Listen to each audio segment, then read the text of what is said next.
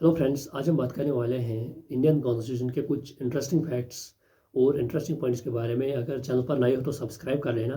तो उसमें पहला पॉइंट देखेंगे, जो इंडियन कॉन्स्टिट्यूशन है वो फंडामेंटल राइट्स प्रोवाइड करती है। पार्ट 3 ऑफ इंडियन कॉन्स्टिट्यूशन में जो आर्टिकल 12 से लेकर 35 तक हैं, तो इनमें बहुत सारे आर्टिकल्स हैं जो सिटीजन्स ऑफ इंडिया भी इंजॉय कर सकते हैं और फॉरेनर्स भी इंजॉय कर सकते हैं। हाँ, इनमें आर्टिकल्स आते हैं article 14, article 20, article 21, article 21A, article 22, 23, 24, 25, 26, 27 and article 28। ये सभी आर्टिकल्स इंजॉय कर सकते हैं citizens of India as well as foreigners.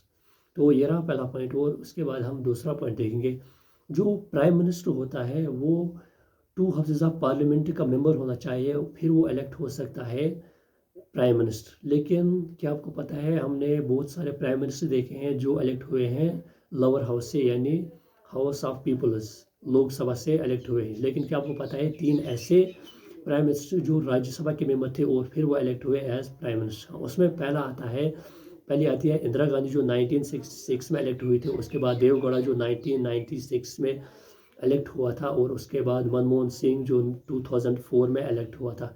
लेकिन क्या आपको पता है, ब्रिटेन के कॉन्स्टिट्यूशन में ये रूल है कि जो प्राइम मिनिस्टर है वो मस्ट होना चाहिए फ्रॉम लोअर हाउस, यानी वहाँ से लोअर हाउस को बोलते हैं हाउस ऑफ कॉमन्स। अब हम बात करेंगे तीसरे पॉइंट के बारे में। जो प्रेसिडेंट होता है वो होल्ड ऑफिस कर सकता है for the term of 5 years के लिए। हाँ, वो अपने 5 ईयर्स के बाद भी वो एज्यूम चार्ज कर सकता है, क्योंकि वो एलिजिबल होता है फॉर री इलेक्शन। और आज तक हमने कोई ऐसा प्रेसिडेंट नहीं देखा जो सेकंड टर्म के लिए इलेक्ट हुआ, एक्सेप्ट डॉक्टर राजेंद्र प्रसाद। हाँ, ये जो डॉक्टर राजेंद्र प्रसाद था वो एक ऐसा शख्स था जिसने अपनी टर्म, यानी जो अपनी सेकंड टर्म के लिए भी इलेक्टेड एज प्रेसिडेंट हुआ। तो अगर हम उसके बाद वाइस प्रेसिडेंट की बात अगर हम करें, वो भी होल्ड ऑफिस कर सकता है for the term of 5 years, लेकिन उसके बाद भी वो रिज्यूम कर सकता है चार्जेस, क्योंकि वो भी एलिजिबल होता है री इलेक्शन के लिए। लेकिन डॉक्टर सर्वपल्ली राधाकृष्णन है वो सेकंड टर्म के लिए भी इलेक्ट हुआ है एज वाइस प्रेसिडेंट, और कोई नहीं हुआ है। उसके बाद हम बात करेंगे फिफ्थ पॉइंट के बारे में। जो डॉक्टर सर्वपल्ली राधाकृष्णन था उसने डिस्चार्ज किए हैं फंक्शंस ऑफ प्रेसिडेंट जब डॉक्टर राजेंद्र प्रसाद प्रेसिडेंट था। तो पहला इन जून 1960 में जब डॉक्टर राजेंद्र प्रसाद यूएसएसआर गए थे 15 डे टूर के लिए, तब उसने डिस्चार्ज किए हैं फंक्शंस ऑफ प्रेसिडेंट के।